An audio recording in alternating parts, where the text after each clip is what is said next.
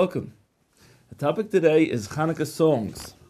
What are some of the meanings behind the special songs that we sing on Chanukah? Each year when Chanukah comes around, I love to tell the story of one of my first Baal Tshuva students in Israel. We'll call him Ronen. Ronen had not grown up religious, and after university he had just started to get interested in what brachas is about, what Shabbos is about, kashrus. He had just started to make brachas, and now after university it was his time for travel. It was his time to travel around the world, and he made a trip to none other than the United States of America.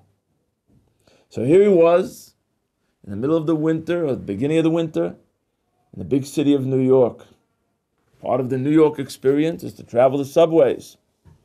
And so he was underground in New York City, and a man with a beard approaches him.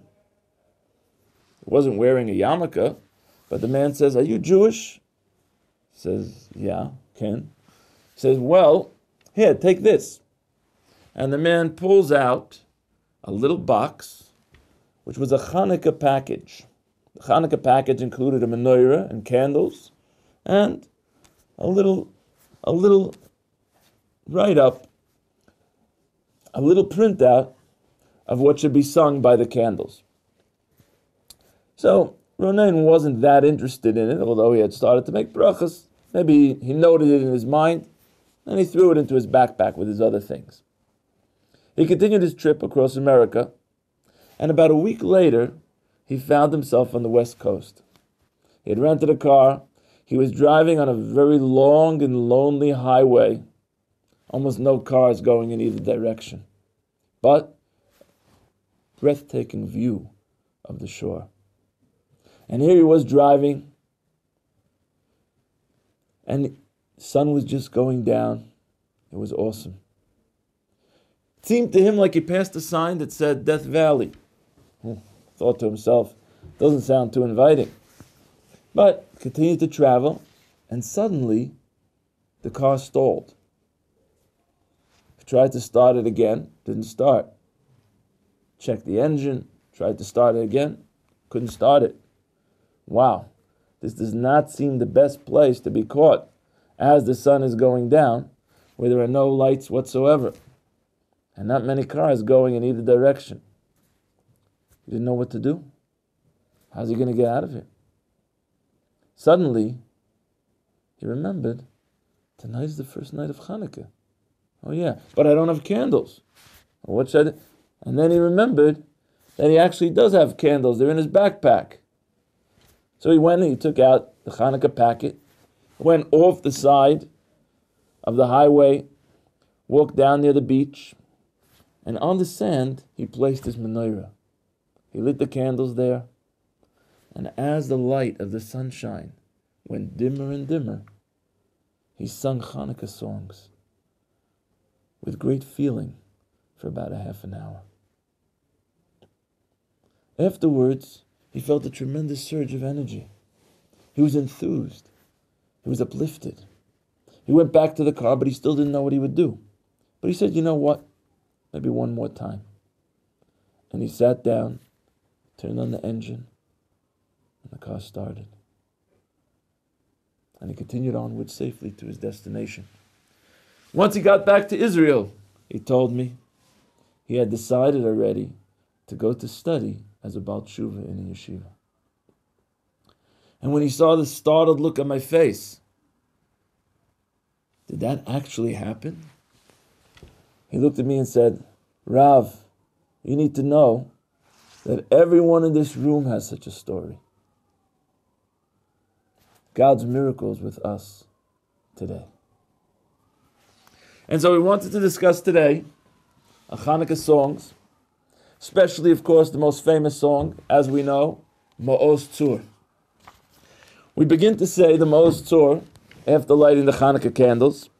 What do the words mean? Ma'oz, my strength. Tzur, like a slate, a hard rock. A hard rock is not moving. We can rely on God like we would rely on bedrock. He's always with us. Nothing changes. Ma'os tzur Yeshuasi, even when I'm in difficulty, even when I'm in a situation that seems I have no way of getting out of, Yeshuasi, He's my triumph. He will take me out. And so we sing a whole paragraph about how we believe in the future God will rebuild the temple. There were already 2 temples that stood, 2 Batei Mikdash that stood in Yerushalayim, and now we await the rebuilding of the 3rd temple that we have passed down will not be destroyed. And we say, V'sham toiden is abayach. The one sacrifice that stands out, that we will consistently bring to God, even at the time of the 3rd temple, is the sacrifice of toida, the sacrifice of thanksgiving, the sacrifice of appreciation, to recognize God's good with us in each and every day of our lives. The following paragraphs of the Ma'os Tzur go through the different experiences that we've had over our various exiles. The second paragraph, Ra'os Sova Nafshi, we experience as a nation great difficulty. B'shibud Malchus Egla is talking about the exile of Egypt. The exile that we recall is mentioned in the Torah when Jewish people were in Egypt for 210 years. The third paragraph, Devir Katsho Heviani, is in regard to the Babylonian exile. Kates Bavel, Zerubbabel Lekate Shivim Noshati, that God took us out of after 70 years. The next paragraph is about what we experienced in the time of Mordechai and Esther, during the exile of Persia. Kros Kamas Berosh, Bikesh Agagi ben Hamdasa. Haman desired to cut down our leader Mordechai.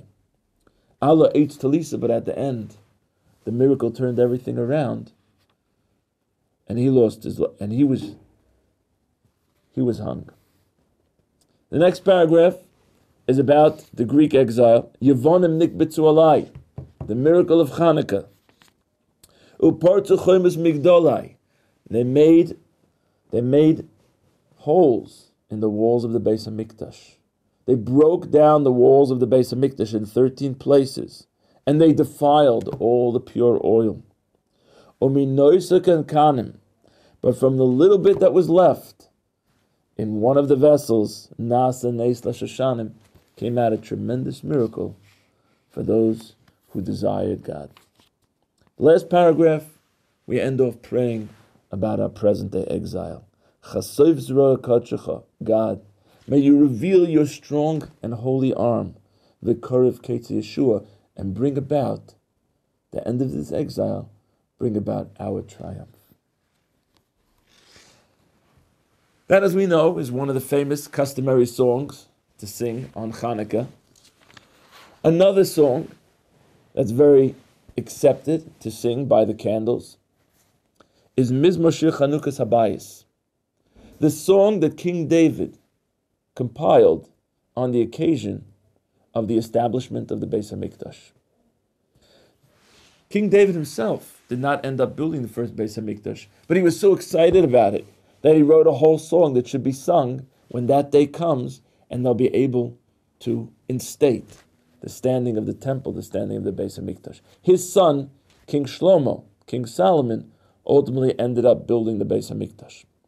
But come the great rabbis, and they ask, but when we read this chapter, when we read chapter 30 in Tehillim, chapter 30 in Psalms, a praise or song on the occasion of the establishment and reinstitution of the temple. And we read some of the things that it says. We don't see them actually taking place in the original establishment of the temple in the time of King Solomon. One of the things that it says, Histatu Ponecha, God, you've hidden your face, you've hidden your countenance. Hoyisi Nivhol, I'm overwhelmed.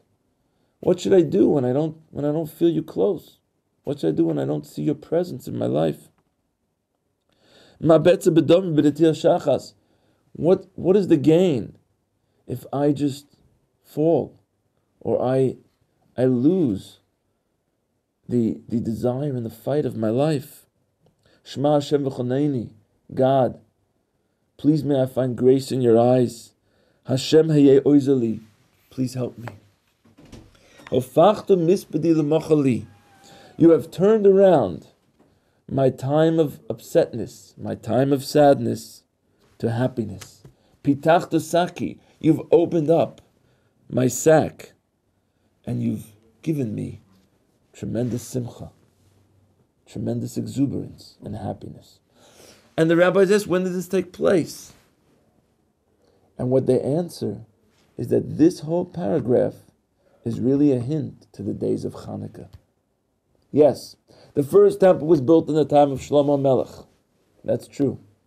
And the second temple was built when the exile came back from Babylonia. But it was only in the middle of the time of the second temple, during the miracle of Chanukah, that all of this was experienced. We didn't see God's countenance. We were overwhelmed. We didn't know how we would get out of this. It looked like we would fall. But God turned the whole situation around, and He gave us a triumph. He gave us a triumph against all odds. He gave us a triumph where a small group of strong believing Jews were able to chase out an entire army of a superpower of the world. This is a message for our lives as well. When we get into those situations in life, when we get into those situations in our personal life, where we don't see how we'll ever get out, we feel a lot of times despondent. We feel almost, chas v'shalom, despairing. But we take a message from the days of Chanukah that God is here.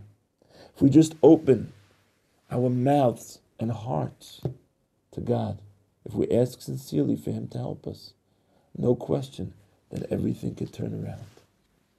And so, this paragraph is one of the customary and appropriate songs to either recite or sing at the time of lighting Chanukah candles.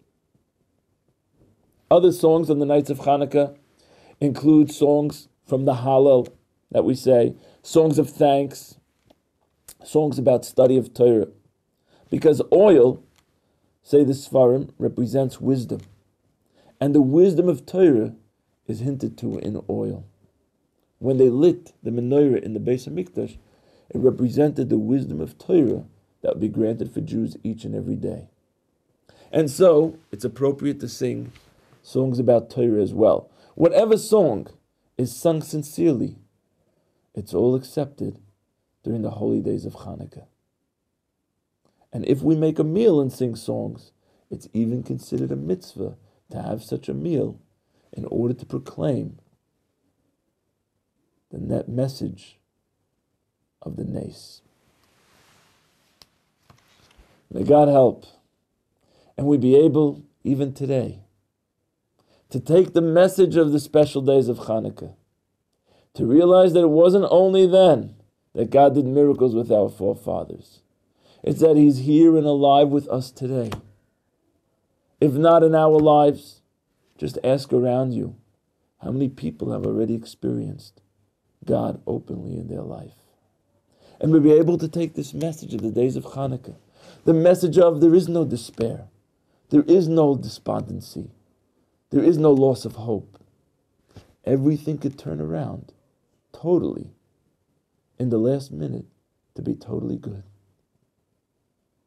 May we be able to live with this message, not only during the 8 days of Chanukah, but throughout our entire upcoming year and throughout our entire lives.